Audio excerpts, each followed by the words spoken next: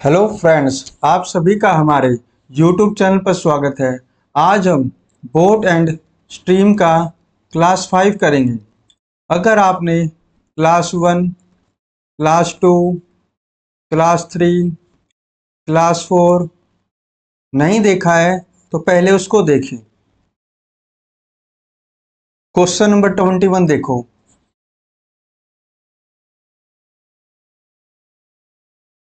The speed of the boat in still water is 5 से 1/3 kilometre per our. जैसा कि आप जानते हो, स्टिल वाटर में बोट की स्पीड को हम x बोलते हैं और x की वैल्यू आपको दे रखी है। इसको सोल्व करना, 5 से 15 16/3 किलोमीटर पर आवर।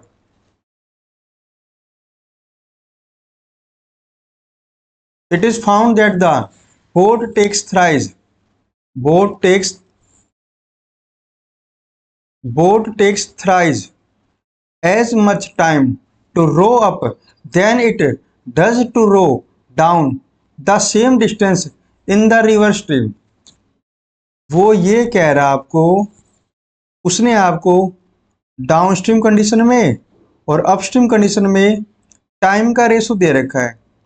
वो ये कह रहा है अगर डाउनस्ट्रीम में 1 यूनिट टाइम लगता है तो अपस्ट्रीम में इसका 3 गुना लगेगा। टाइम का रेशो पता है तो स्पीड का रेशो कैसे निकालोगे? उल्टा कर दो, 3 पहले ले आओ और 1 बाद में ले जाओ। ये बात ठीक है? आगे पढ़ना भी। Find the speed of the river stream. आपको आपको आपको स्ट्रीम का स्पीड निकालना है, मतलब आपको y की वैल्यू निकालनी है। तो एक काम करो, x और y का रेशो निकालो। रेशो निकालने का क्या फॉर्मूला होता है?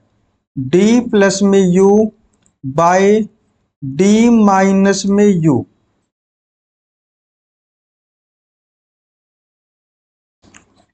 तो d की वैल्यू पुट करना, d की वैल्यू 3 है, u की वैल्यू 1 है। 4 बाय कितना हो जाएगा? 2 हो जाएगा।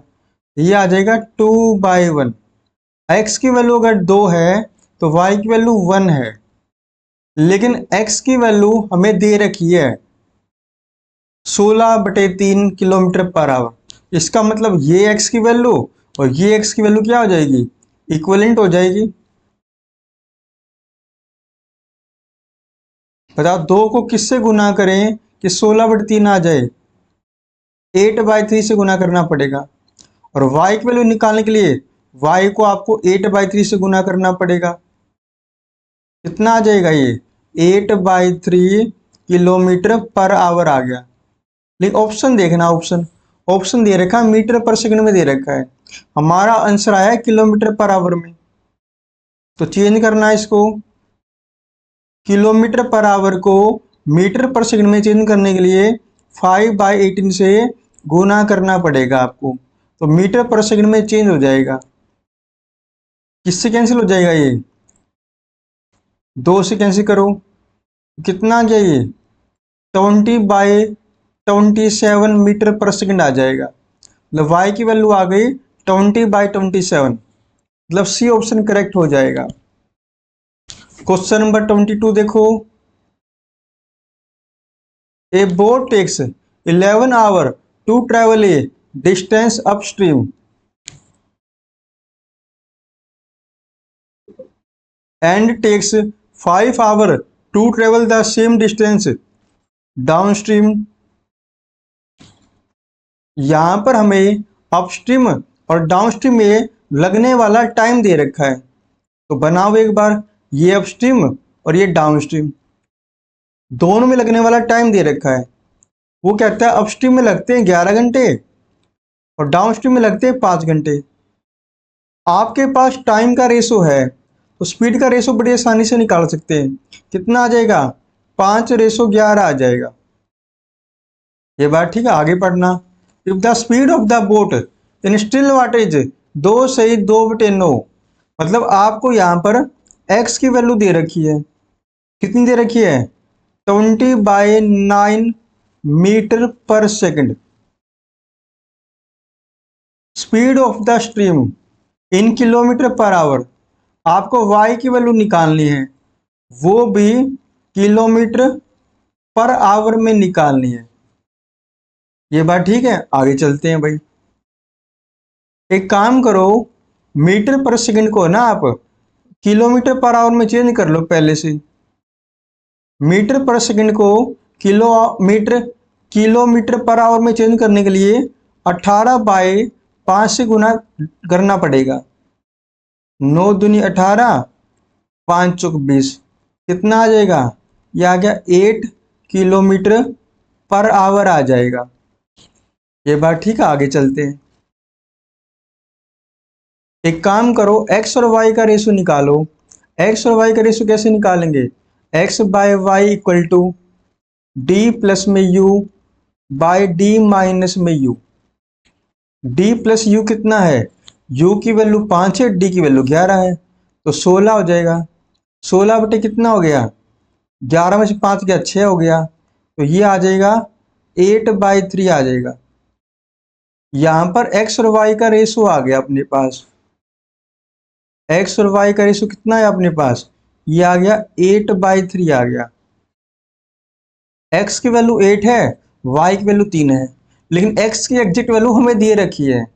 एक्स की एग्जैक्ट वैल्यू हमें दे रखी है 8 किलोमीटर पर आवर।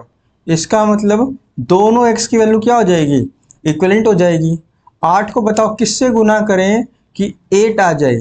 तो 1 से करना पड़ेगा। तो y की एग्जैक्ट वैल्यू निकालने के लिए किससे गुना करना पड़ेगा? 1 से गुना करना पड़ेगा। कितनी आ जाएगी y की वैल्यू? 3 किलोमीटर पर आवर आ जाएगा। मतलब ए ऑप्शन करेक्ट हो जाएगा। क्वेश्चन नंबर 23 देखना। A boat takes 60% more time to cover a certain distance in upstream then downstream. फिर से आपको डाउनस्ट्रीम और अपस्ट्रीम में टाइम के बारे में बता रखा है। वो ये कह रहा है अगर डाउनस्ट्रीम में आपको 100 टाइम लगता है, 100 यूनिट टाइम लगता है, तो अपस्ट्रीम में 60% ज़्यादा लगेगा, मतलब 160 यूनिट लगेगा। तो रेशो निकालना है इसका, यह आएगा 5:8 हो जाएगा। टाइम का रेशो पता लग गया, तो स्पीड का रेशो कैसे निकालोगे? उल्टा कर दो, 8:5 आ जाएगा। If the speed of the current is 9 kilometre per our, मतलब आपको किसकी वैल्यू दे रखी है? आपको y की वैल्यू दे रखी है। y की वैल्यू दे रखी है 9 kilometre per hour. Then in how much time it will cover 504 kilometre in downstream. वो क्या कह रहा है? डाउनस्ट्रीम डाउनस्ट्रीम कंडीशन में 504 किलोमीटर कवर करने में कितना टाइम लगेगा? आपको टाइम निकालना है। तो सबसे पहले क्या करोगे? एक्स और वाई का रेशो निकालो। तो एक्स और वाई का रेशो निकालने का क्या फॉर्मूला होता है? X by y equal to d plus में यू बाय डी माइनस में u. D plus u, d की वैल्यू 8 है, यू की वैल्यू 5 है, मतलब 13 हो जाएगा। 8 - 5 3 हो जाएगा। एक्स और वाई का तो रेशो आ गया अपने पास, लेकिन वाई की वैल्यू आपको 9 दे रखी है। हमने y की वैल्यू निकाली 3, उसने y की वैल्यू दे रखी 9। इसका मतलब दोनों क्या हो जाएंगे? इक्विवेलेंट हो जाएंगे। दोनों क्या हो जाएंगे? इक्विवेलेंट हो जाएंगे। तब 3 को किससे गुना करूं कि 9 आ जाए? 3 से गुना करना पड़ेगा। और x की वैल्यू निकालने के लिए आपको इसको भी 3 से गुना करना पड़ेगा। तो कितना आ जाएगा? 39 किलोमीटर पर आवर हो जाएगा। ये बात ठीक है। x की वैल्यू आ गई 39, y की वैल्यू 9। तो d कैसे निकालोगे? एग्जैक्ट डी कैसे निकालोगे? एग्जैक्ट डी निकालने का फॉर्मूला होता है x प्लस में y। x की वैल्यू 39 है, y की वैल्यू 9 है। कितना हो गया? ये हो गया 48 किलोमीटर पर आवर हो गया। अब मुझे बताओ टाइम निकालने का क्या फॉर्मूला होता है? टाइम निकालने का फॉर्मूला होता है डिस्टेंस बाय स्पीड। स्पीड है 48। तो एक काम करो, 4 से कैंसिल करो। 4 एकम 4, 4 दूनी 8, 4 एकम 4, 4 4 एकम 4, 4 दूनी 8, 4 छिके 24। 3 से करना, 3 चौक 12, 3 चौक 12, 3 दूनी 6, 2 से करना, ये आ गया 21। तो टी की वैल्यू आ गई 21/2। 21/2 कितना होता है? 10.5 होता है, 10.5। टाइम कितना आ गया? 10.5 आ गया। मतलब बी ऑप्शन करेक्ट हो जाएगा। क्वेश्चन नंबर 24 देखना। The time taken by the boat to go a certain distance downstream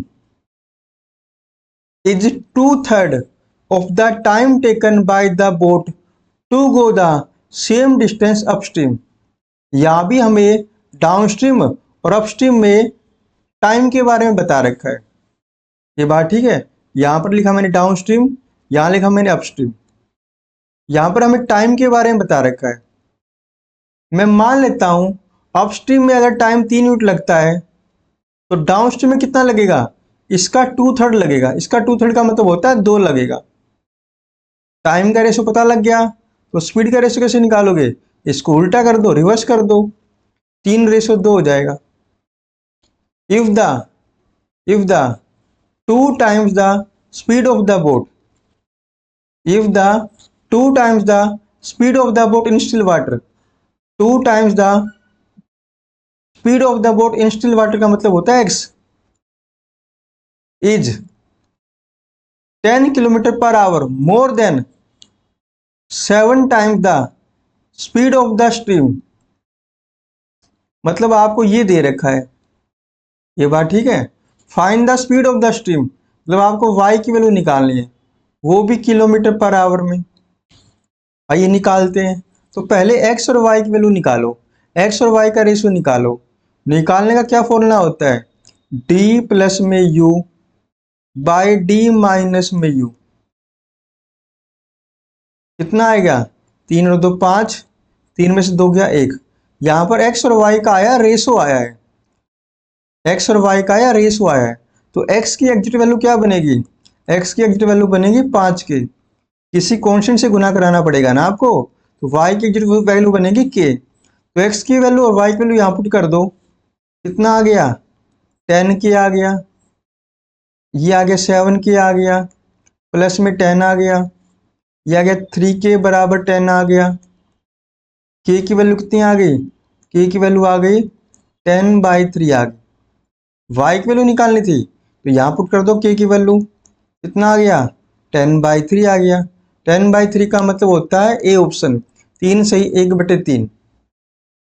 question number 24 देखना क्या कहते हैं।